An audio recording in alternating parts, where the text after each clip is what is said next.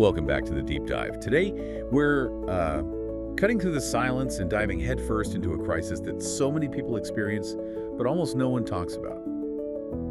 I'm talking about the crushing weight of financial distress, specifically, from missed EMIs equated monthly installments, and the profound impact that has on mental health within India's striving middle class. It's a huge, huge issue. It is. So our mission in this deep dive is to equip you to recognize when that financial anxiety stops being just, a normal worry and becomes a real health crisis. We looked through all the source material, and one statistic really just jumped out. It's the hook for this whole conversation, really. I think I know the one you're talking about. It's this. Debt problems make people who are already battling depression 4.2 times more likely to remain depressed 18 months later. 4.2 times. That is a devastating number. It shows that the emotional burden of debt isn't just temporary stress, it's a chronic illness. And we're focusing specifically on the Indian context here, right? Yep, exactly. The pressure to provide, to succeed, it's just immense.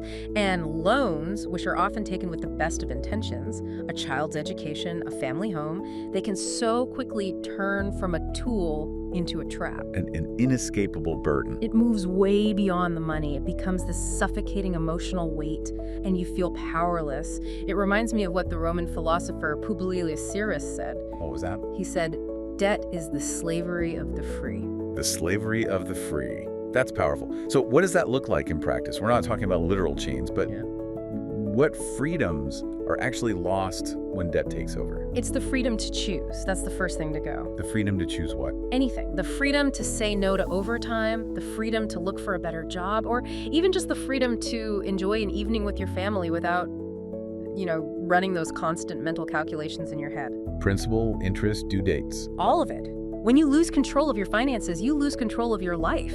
The debt starts making your decisions for you. Okay, let's make this real.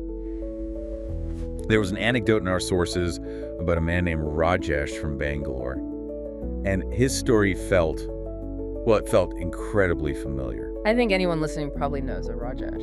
Right, so he was managing multiple loans, a car loan, home improvement, maybe a personal loan here and there, and the EMIs just started piling up. His salary was always just playing catch up. And think about the real world consequences of that. It wasn't just, I can't buy a new phone. It was a complete breakdown of his quality of life. He started avoiding his friends. Right, because he couldn't afford to split a dinner bill. He started losing sleep because, the interest meter is always running, even when you're trying to rest. That's the quiet struggle, isn't it? Maintaining this external image of success while inside you're just crumbling under the strain. It puts so much pressure on family relationships. And that quietness, that refusal to talk about it because of the shame, that's why we have to learn to see the signs. The red flags. Exactly. These are the physical and emotional signals that your body is sending. The warnings that EMI stress has become a full-blown mental health crisis. So let's get into them. What's the first sign? The first, and maybe the most obvious, is sleepless nights and endless worry. And we're not talking about one bad night before a deadline. What's the pattern that turns this into chronic insomnia? It's the constant involuntary mental math. You're lying in bed at 3 a.m. trying to find 10,000 rupees that just isn't there. Your mind is stuck in this anxiety loop. And your body feels that, right? Your body thinks it's under attack. It's in a low-level fight-or-flight mode simply because the financial threat feels so real and so immediate. Okay, what's the second flag? Irritability and mood swings. Is this just, being tired and cranky from the lack of sleep? Or is there something deeper happening? Oh, it's biological. Chronic pressure from debt elevates your cortisol, your adrenaline. All that bottled up tension has to go somewhere. And you can't yell at your bank statement. Exactly. So it comes out as a short temper with your spouse, with your kids. And they don't see the invisible financial burden, they just see the anger. It can do permanent damage to family relationships. Which leads right into the third red flag, social withdrawal. A classic avoidance strategy. You avoid friends, you avoid family gatherings, just to avoid any situation that might involve spending money. And that self-imposed isolation is so dangerous. It's incredibly corrosive because you're cutting yourself off from your support system at the exact moment you need it most. It's a huge driver of the silent mental health crisis in India's middle class. So you're broke, and now you're also completely alone. A double hit. The fourth sign is more physical. Changes in appetite and energy. stress eating, or, on the other hand, a complete loss of appetite, feeling constantly drained. Primal responses. The body's just screaming for help. It really is. But the fifth flag gets back to the cultural context we mentioned, persistent guilt and shame. This is a really important one in the Indian context, isn't it? The concept of, is that honor, prestige? There's so much social pressure to be seen as successful. Exactly. So debt isn't just seen as a financial misstep. It's viewed as a personal, almost a moral failure. A failure that reflects on your whole family. Right. And that triggers this overwhelming guilt, this shame. It damages your self-esteem so badly that it becomes almost impossible to ask for help, which just keeps the cycle going. Okay, the sixth sign is one that can be really confusing for people experiencing it. Physical ailments with a hidden cause. Yes. Unexplained headaches, constant stomach pains. You go to the doctor, and they can't find anything physically wrong. So it's psychosomatic. It is, but let's be clear, that does not mean it's all in your head. The pain is real. It's the body's physical reaction to being in a chronic state of high alert. So the mental stress is literally making you sick. Your body is absorbing the emotional effects of the debt, and that leads to the final and maybe the most acute sign, the trauma from loan recovery harassment. This is a major source of distress. It's devastating. The constant calls, the threats, the public humiliation. That's not just stress, it's trauma. It triggers intense fear and panic. And can even lead to anxiety attacks. Absolutely. And you have to address that acute trauma before any financial plan can even begin to work. Okay, so that's a lot. Those 7 signs are terrifying. But, and this is important, this is not a permanent situation. Not at all. We have to shift now from the problem to the solutions. There are structured strategies, and there is support available. Let's talk about the 6 steps to get back in control. The first step sounds simple, but it's often the hardest because of that shame factor we talked about. It's acknowledge and seek help. Break the silence. You have to. You have to admit there's a problem. Talk to a trusted friend, a family member, or even better, seek professional help. Debt counseling, mental health counseling, just puncture that isolation. Once you've done that, once that barrier is broken, you can get practical. Step 2, create a realistic budget. Right. And I know for someone who's already overwhelmed, that can sound like just another chore, another way to feel like a failure. So how do you frame it so it's motivating? You reframe it. Tracking every rupee isn't about restriction, it's about control.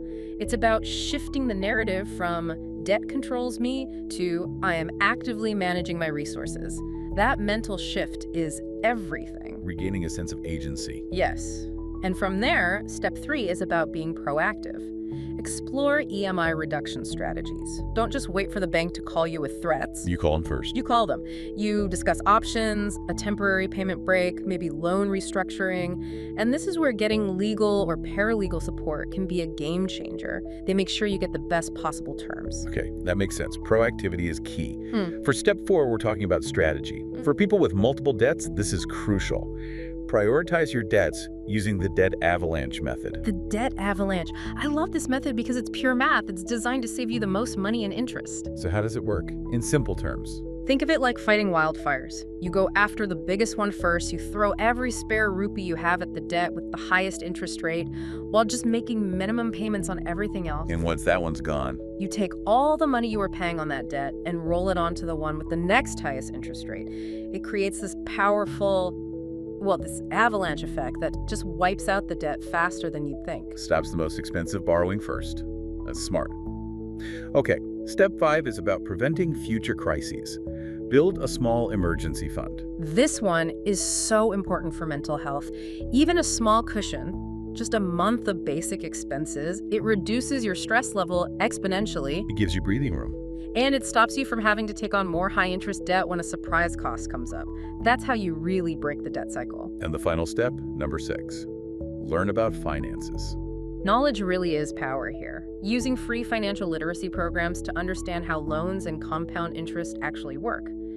It shifts you from being a passive victim of the system to an informed manager of your own life. Let's drill down a bit on the professional support structures, because we've established this isn't just a money problem, it's a mental health issue. Absolutely. And the solutions need to tackle both at the same time. If you are juggling multiple debts, you need to know about something called a debt management plan, or DMP. What is that exactly? It's a lifeline, a specialized debt counselor. Our sources mentioned experts at a place called SingleDebt. They basically act as a shield. They negotiate with all your different creditors for you. So they take on all that stress of the phone calls and negotiations. Precisely. And their goal is to combine all those different EMIs into one single affordable monthly payment based on what you can actually afford to pay. And this is crucial. It's not a new loan. So they're just simplifying everything. Yeah. Taking 5 due dates and turning them into one manageable payment. Yes. And to address that trauma from harassment, these organizations also offer legal services to stop the creditor calls. It gives you the peace to actually focus on a solution. But that's still just the financial side. What about the anxiety, the shame, the isolation that's been building up? That's where integrated support comes in. We found this amazing initiative called SOS, or Sounds of Silence. It's a partnership between financial restructuring services and trusted mental health NGOs like Man Talks. So they recognize you can't fix the balance sheet without healing the mind. You can't. So they provide a whole suite of mental health resources alongside the debt plan. There's a free 24/7 helpline, free self-help tools like mindfulness audio series, and for their enrolled clients, even free one-on-one therapy sessions. Wow, so the financial and mental healing happen at the same time. Which is the only way to make sure the solution actually sticks for the long term. That model seems absolutely vital. Okay, let's circle back to that emergency moment. You've just realized you missed an EMI. What is the very first thing you should do? The sources were crystal clear on this. Contact your lender immediately. Do not hide. Don't ignore their calls. That only makes everything worse. Your credit score, your stress levels, everything. Explain your situation honestly. Ask about your options. Face it head on. The help is there if you ask. We have covered so much ground today, from the gut-wrenching reality of debt anxiety, right through to these integrated, structured solutions that address both the ledger and the mind. It's a lot, but it's so important. It is. The debt trap in India is real, and the anxiety it creates can feel like this heavy blanket over every part of your life. But the core message here is one of empowerment. You can take back control. You can. This silent crisis can be faced.